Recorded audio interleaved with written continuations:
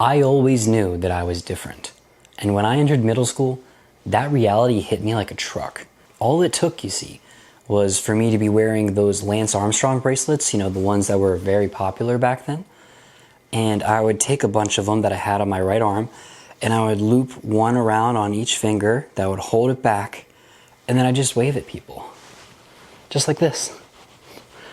And everyone would be so freaked out and disgusted because apparently that's not a normal thing to do. It turns out I'm double jointed. Yeah.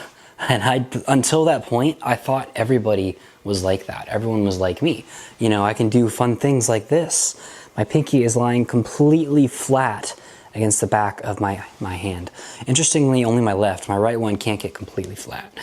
But just by naturally moving my fingers up like this, you can see that I have more range than most people. Actually, most people trying to push their finger back get about as far as I can move my fingers naturally. And of course, if I push them all the way back, they go pretty far because double jointed.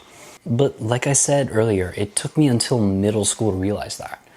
And so it makes me wonder, what else do I think is normal? For me, that's not normal. For example, how does my brain work? Is it the same as everyone else? Or does the way my brain work, is it just completely different than everybody? We all want to think we're special, but I don't feel like my brain is that particularly special. I guess we'll find out. I've been thinking about this recently because, again, sometimes we take for granted what we think to be normal. The way I see things, the way I process things and do things might be completely different from everybody else, or maybe just from just a certain amount of people, and we don't even know. Sometimes we hear about studies being done such as 10% of the population cannot create images in their mind or something like that. And that really has me curious because I can't imagine what that would be like at all. I am someone that does create images in my head. In fact, the images I create in my head are so strong that they can override reality. For example, I can be talking to you. Right now I'm looking at this camera, but I can override what my eyes see with what is inside my mind. So I can just visualize a person standing in front of me. Their height, their body dimensions, the clothes they're wearing, everything, a complete picture. And I can actually start looking at them and their features instead of the camera. I can overlay what's inside my brain on top of reality as a conscious choice. I don't know if that's something that other people can do or not, but it's something I can do. I can also do this with sound to an extent. I can just make up tunes inside my head from different musical instruments, from different voices, from just all kinds of different animal sound, anything. I can make up sound in my head and I can use that to override what is happening in reality. So for example, if I'm listening to a song that I really do not like, I can just think, oh, what's a song I like? Oh yeah, and just start playing that in my head. I'll completely ignore the song that's being actually physically played. The only exception to that is if it's so ridiculously loud that it actively hurts my ears. I know that I am a little bit sensitive when it comes to loud noises, but as long as it's not like so loud that it's physically causing me pain, I can more or less completely ignore any sound. I can go to sleep as long as there's a relatively rhythm environment. If there's a lot of like spikes in the volume and dynamic noises, it'll be difficult for me to sleep, of course, but if it's just steady state noise, even if it's a loud, annoying beeping or a car alarm going off, I can relatively ignore that, no problem. If it's a child screaming in another room or even right next to me, I can relatively ignore that just because of the way my brain is able to decide to override it with whatever it wants to generate. Does anyone else's brain work like this? Or am I just crazy?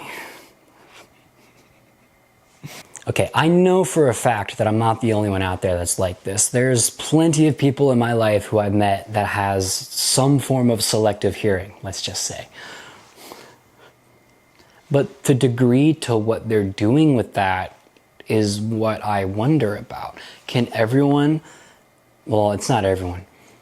Can a lot of people who also have the ability to just ignore things with their ears generate their own sounds, or is that just unique to me? Can a lot of people like me who are very visual, can they spatially overlap their brain's images on top of their environment, or is that just me? And this all goes into how I remember things as well.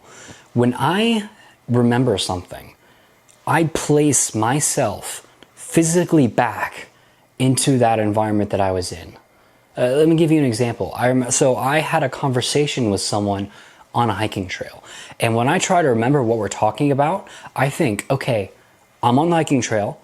I see what was around me. I see the person and where we were on the trail at that point in time. Not just anywhere on the trail. At that point in time when we had that conversation, when we were having a discussion about that particular topic, that's what I remember. That point in time on the trail itself. And of course, it's not perfect. I don't remember everything. I don't remember all of the trees. I have a vague idea of where the trees are, whether or not there's a bird at that point in time.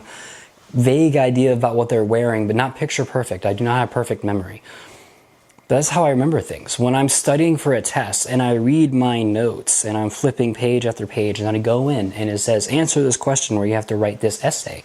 What I remember is me sitting down on a desk where I was studying, looking at that page and, oh, which part of the page was it on? Was it on the upper side? Was it on the middle? Was it on the bottom right? Where exactly was the page written on? What was around it? Were there like, there's an equation over here or there's an image over here, and I kind of remember that. It's almost as if I was being back at that moment and remembering, oh, okay, yeah, that's what it was.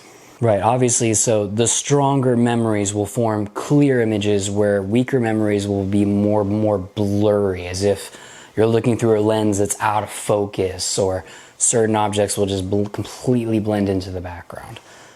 But that's how my memory works. I remember any time I try to recall the memory, I'm always putting myself at that point in time, at that point in space, too. I think that's important. It's not just time. It's about space. Where was I spatially and what was spatially around me? So there you have it. I think my battery is running out. So what about you? Does any of this resonate with you? How does your brain work? Is it the same as mine or is it different than mine? Let's talk about it. I want to know.